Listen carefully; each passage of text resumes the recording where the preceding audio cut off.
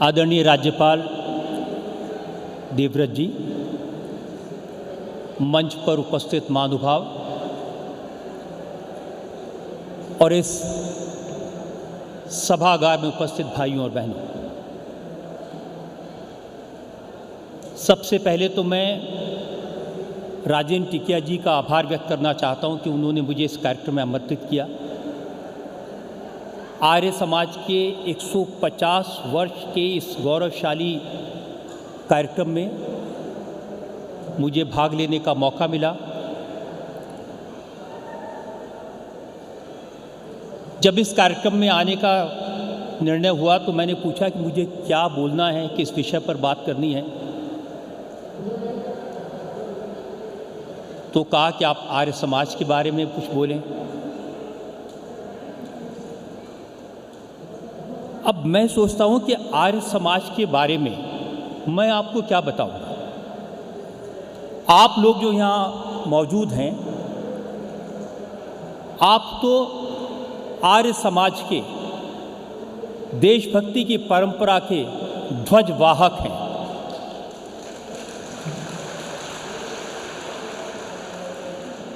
आपकी प्रेरणा से, आपके अथक परिश्रम से, आपके पराक्रम से आज आर्य समाज पूरी दुनिया में मान सम्मान पाता है।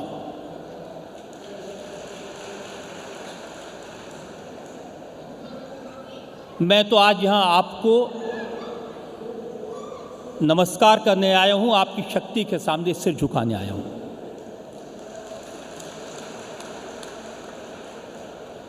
मैं आपको क्या बताऊं आर्य समाज के बारे में। आपको ये बताऊं कि देश की आज़ादी के काल में जब चारों तरफ हताशा, निराशा थी, अंधकार था, ऐसे समय में ऋषि दयानंद ने आर्य समाज की स्थापना की, देश को रास्ता दिखाया। इस देश के जो बड़े बड़े महानुभाव थे, ऐसे महान नेता जिनके हम सब अनुयायी हैं, महात्मा गांधी, लाला लाजपत राय, सरदार पटेल, इन सब ने जिससे प्रेरणा ली वो आर्य समाज था।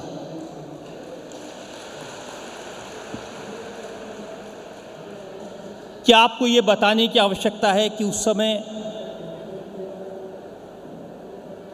समाज रूढ़ियों में जकड़ा हुआ था, कमज़ोर था, धर्म के नाम पर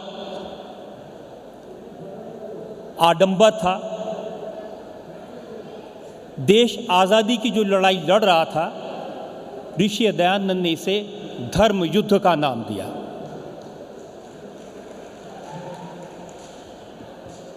क्या आपको मैं ये बताऊंगा कि जब परिस्थितियां विषम थी, जब समाज में कुरीतियां थी, उनके खिलाफ आवाज़ उठाना मुश्किल था, ऐसी परिस्थितियों में जिसने राष्ट्र को जगाने का काम किया वो आर्य समाज था।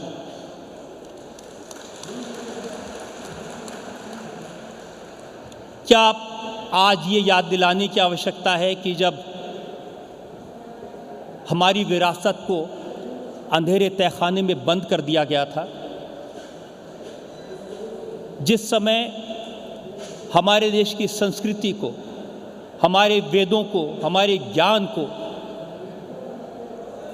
अंधकार में डाल दिया गया था, उस समय उस प्रकाश को बाहर लाने का काम, वेद के ज्ञान को प्रकाश पुंज बनाने का काम आर्य समाज ने किया, ऋषि दयानंद ने किया। मित्रों, आर्य समाज को आपसे ज़्यादा कौन जानता है। मैंने तो ये देखा कि अंग्रेज़ों के ज़माने की जो शिक्षा नीति थी, जो हमारे देश में क्लर्क पैदा करती थी, जो हमारे देश में गुलाम पैदा करती थी, ये आर्य समाज की सोच थी कि गुरुकुल और डीएवी जैसे इंस्टीट्यूशंस बनाए और देश में शिक्षा की क्रांति की, ये काम आर्य समाज ने करके दिखाया। मेरी दृष्टि में आर्य समाज आध्यात्मिक राष्ट्रवाद का प्रकाश पुंज है। आर्य समाज इस समाज को सुधारने की सतत प्रक्रिया का नाम है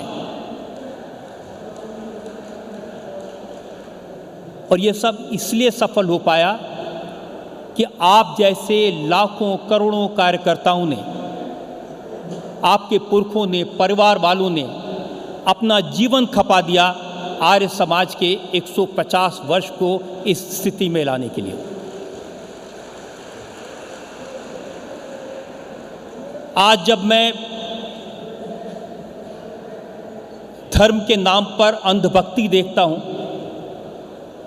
जब मैं धर्म के नाम पर चमत्कार करने वालों को देखता हूं, कल ही की बात है, आज की बात में मुझे न्यूज़ पढ़नी पड़ी, एक पादरी बनकर छोटी छोटी बच्चियों का जिसने बलात्कार किया उसे कल अदालत ने सज़ा दी। जब ऐसी घटनाएं देखते हैं तो बहुत दुख होता है, तकलीफ होती है कि कौन इस रास्ते से निकालेगा। आज यहाँ आकर आपके आर्य समाज के जो संयोजक है कार्यक्रम की, उनकी बातें सुनकर मुझे लगता है इस अंधेरे से समाज को अगर कोई निकाल सकता है तो आर्य समाज निकाल सकता है।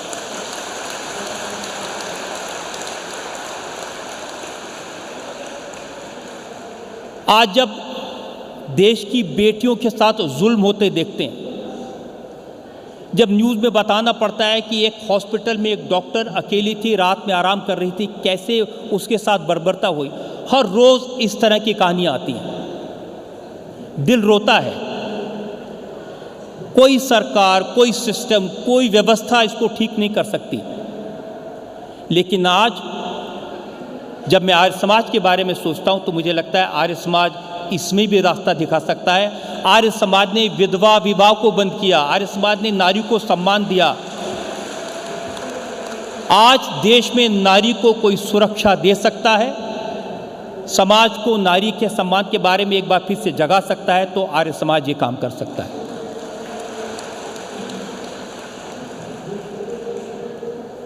मित्रों, समाज में जिस तरह की भ्रांतियां हैं, जिस तरह की कुरीतियां हैं, 150 वर्ष के आर्य समाज के काम ने उनको बहुत कम किया है। लेकिन तो भी ये देश इतना बड़ा है, विविधताओं से भरा पड़ा है, समाज बदल रहा है, टेक्नोलॉजी बदल रही है, तकनीक के कारण से समाज में नैतिक अपराध करने वालों की संख्या बढ़ रही है, समाज में धोखा देने वालों की संख्या बढ़ रही है, समाज में धर्म के नाम पर लोगों को चमत्कार दिखाने और मूर्ख बनाने वालों की संख्या बढ़ रही है। ऐसे समय में जब मैं सोचता हूँ कि कौन मार्ग दिखा सकता है, मुझे लगता है आप लोग ये काम कर सकते हैं, आर्य समाज ये काम कर सकता है। आज पूरे विश्व में हम देखते हैं अशांति है,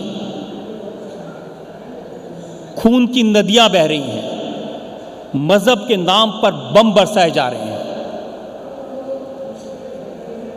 अलग अलग देश एक दूसरे के खून के प्यासे हैं और ऐसे में पूरी दुनिया भारत की तरफ देख रही है। मैं दुनिया के जिस मुल्क में जाता हूं, ये पहले नहीं होता था, पहले हिकारत की नज़र से देखा जाता था, एक भारतीय को हीन दृष्टि से देखा जाता था। आज मैं आपके साथ ये गर्व के साथ शेयर कर सकता हूं, जिस भी देश में जाता हूं, भारतीय को गौरव की दृष्टि से देखा जाता है।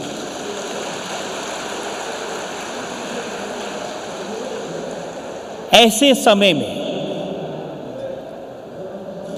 हमारे वेदों का ज्ञान दुनिया तक कौन पहुंचाएगा, हमारे ओम की हुंकार दुनिया तक कौन पहुंचाएगा, ये काम आर्य समाज करेगा।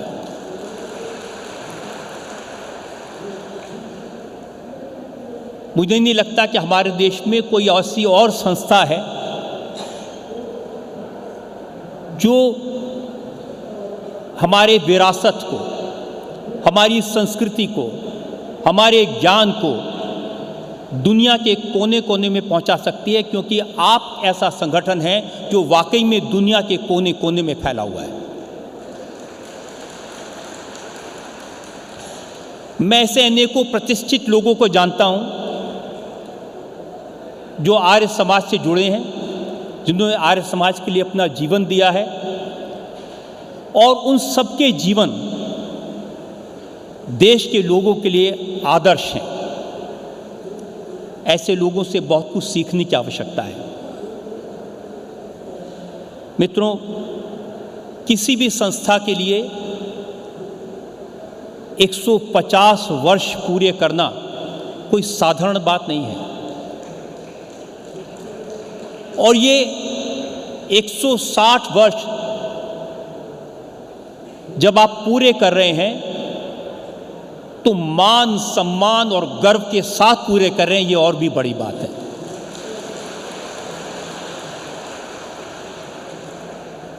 और ये इसलिए हो पाया क्योंकि आप में वेद निष्ठा है। ये इसलिए हो पाया कि आप में राष्ट्र प्रेम है।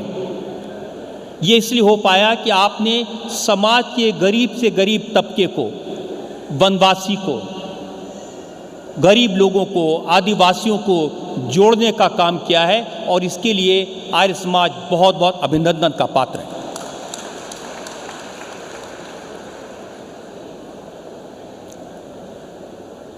मैं आर्य समाज के बारे में, आपके कामों के बारे में बताते बताते बह गया। मैं तो ये सोच कर आया था, आपसे कहूँगा कि मैं आपको क्या बताऊँगा आर्य समाज के बारे में, आप मुझे बताइए और आप मुझसे पूछिए मेरे बारे में। जैसा शुरू में कहा जा रहा था कि अब मैं आर्य समाज की अदालत में हूँ, तो आप में से कोई भी मुझसे कुछ पूछना चाहता है, मेरा जीवन खुली किताब है। मैं आपके हर सवाल का जवाब देने के लिए तैयार हूँ। और जितनी देर में आप सवाल सोचें, मैं 4 पंक्तियाँ आर्य समाज के लिए कहना चाहता हूँ। हो गई है पीर पर्वत सी, हो गई है पीर पर्वत सी, अब पिघलनी चाहिए, इस हिमालय से कोई गंगा निकलनी चाहिए। हो गई है पीर पर्वत सी, अब पिघलनी चाहिए, इस हिमालय से कोई गंगा निकलनी चाहिए। मेरे सीने में न सही, तेरे सीने में सही, हो कहीं भी आग, लेकिन आग जलनी चाहिए।